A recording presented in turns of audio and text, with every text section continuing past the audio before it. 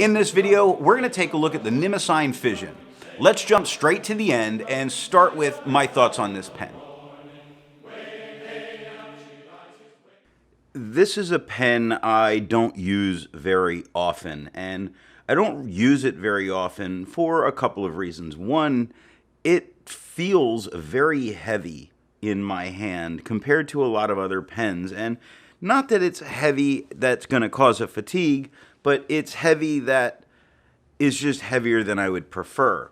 Plus, I don't use a lot of all-metal pens, and here we have an all-metal pen, but I was very interested in trying out their broad nib, and since they're super affordable, or at least they were, that was the reason that I went ahead and said, why not? There wasn't much on the line. Now with that, it does do its job very well. It writes very nicely. It fits in the hand very comfortably. But it's not a pen I like using because my fingers slip constantly on that metal section, which is very slick. So I'm constantly readjusting, or it's turning in my hand, creating a bunch of problems for me as I write. I feel the need with this pen in my hand to hold it tighter because of that slippery grip. So for that reason, I'm not particularly pleased with this pen, but at its price point, I see it as perfectly good.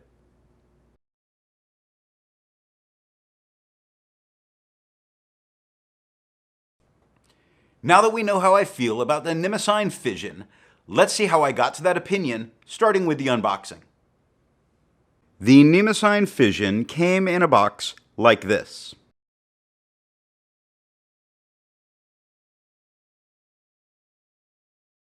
Something I do give them credit for is that they don't just throw their stuff in some bubble wrap and in the mail. They do give it an appropriate packaging for what you're getting. So with that, there is some bonus to it, and if you find it on the aftermarket, hopefully it has its box.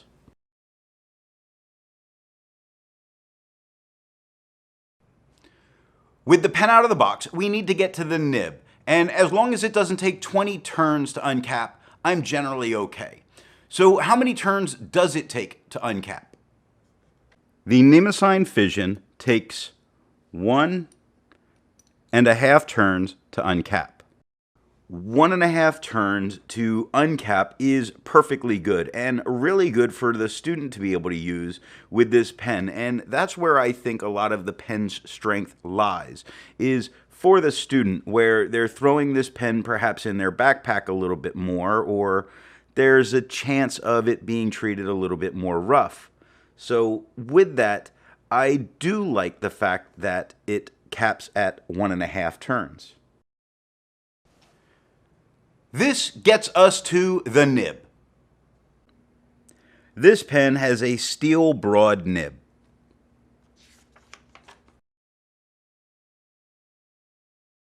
I was willing to buy the pen specifically for the nib.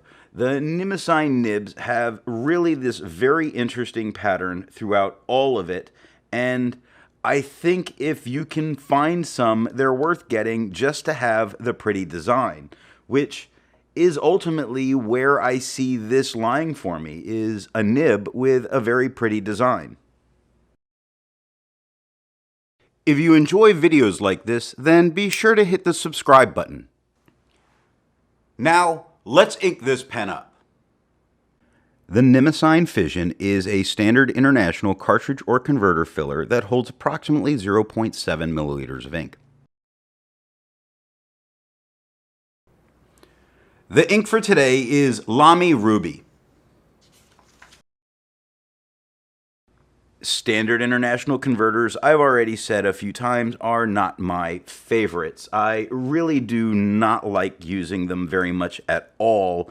I find that they fail a whole bunch for me. However, this one I haven't had any kind of issue with, so I can't complain. It's not the cheapos that you see on eBay. It is a higher quality standard international.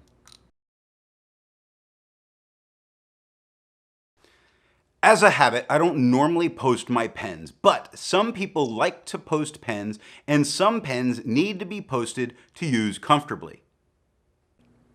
This pen does post. It is a screw to post pen, so it's beyond secure once it's on there, but it is also a very back heavy, an all metal pen with a very heavy cap. I find that I use it without posting to really have the most comfort because of the amount of weight that's put onto the back. But if you have to post your pen, you can, and it's going to be perfectly fine, just a little bit back weighted.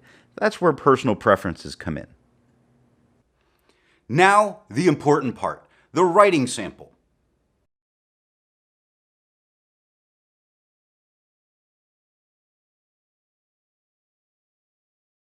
I mentioned it right in the beginning that the slippery section for this pen really does create a problem for me as I write. It constantly moves, it slips.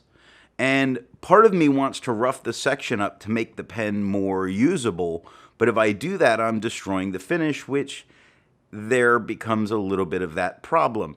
If it wasn't such a slippery section, I think this would be a much more enjoyable pen to use.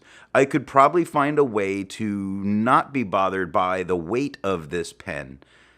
I just really get stuck on my fingers slipping constantly, so I get hung up on not enjoying using it.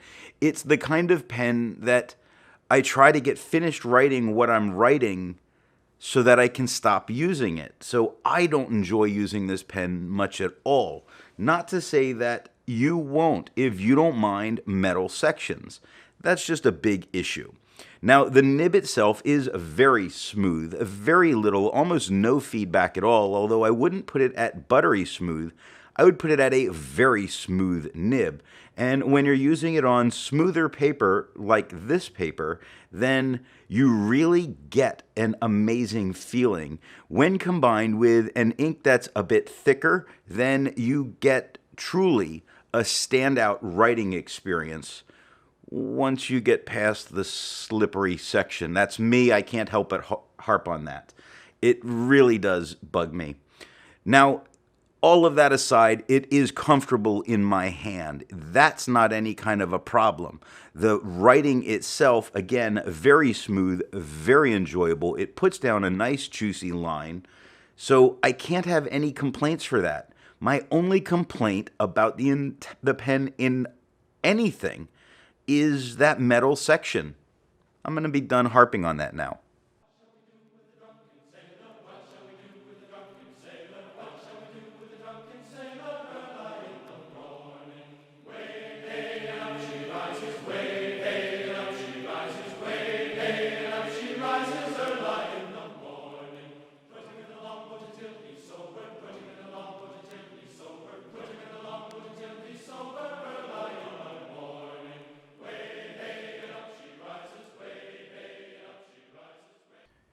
Now for something a bit more standard in comparing writing size. I use Namiki Blue to do this. Here's how it compares to a Jowo Extra Fine on the left, a medium on the right, in the center.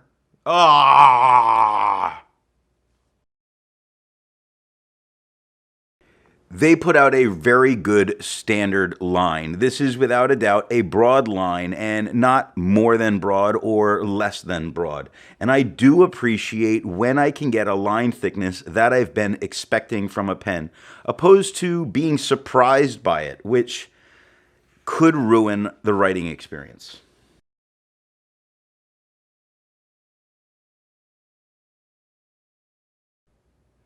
But how does this nib compare in writing size to other nibs I've used?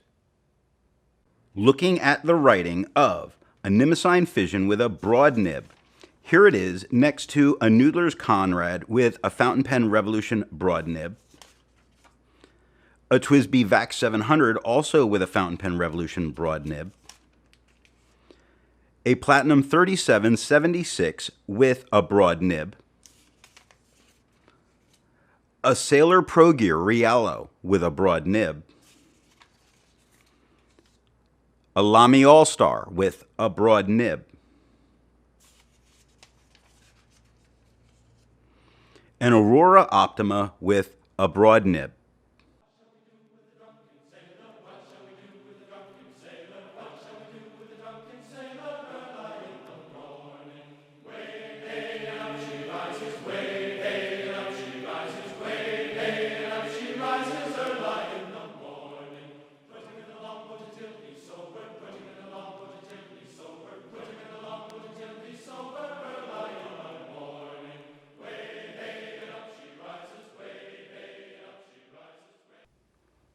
So it isn't a review without some size comparisons.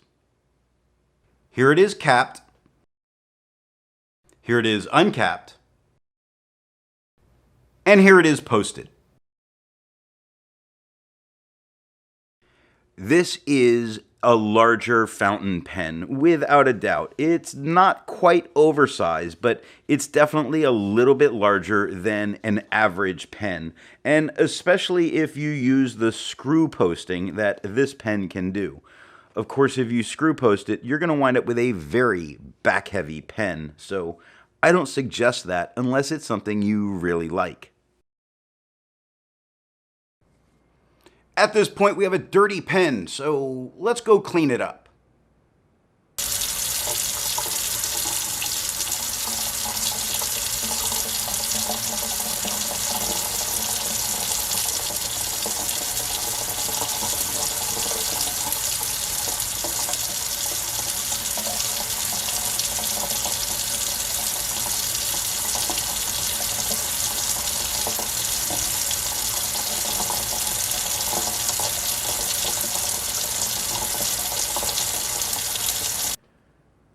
Be sure to check out the next pen review where we take a look at the Kaweco 475. Do you like watching ink dry but want to know exactly how long it takes? Have I got some good news for you? A stopwatch! That's right, it's not just any stopwatch, it's going to let you know exactly how much time you're wasting watching ink dry. For the low price of $87.50, you can have this stopwatch. Act today! If you want to be able to support not just my channel, but any reviewer, then when you make a purchase, be sure to tell that retailer where you heard about it. Thanks for watching.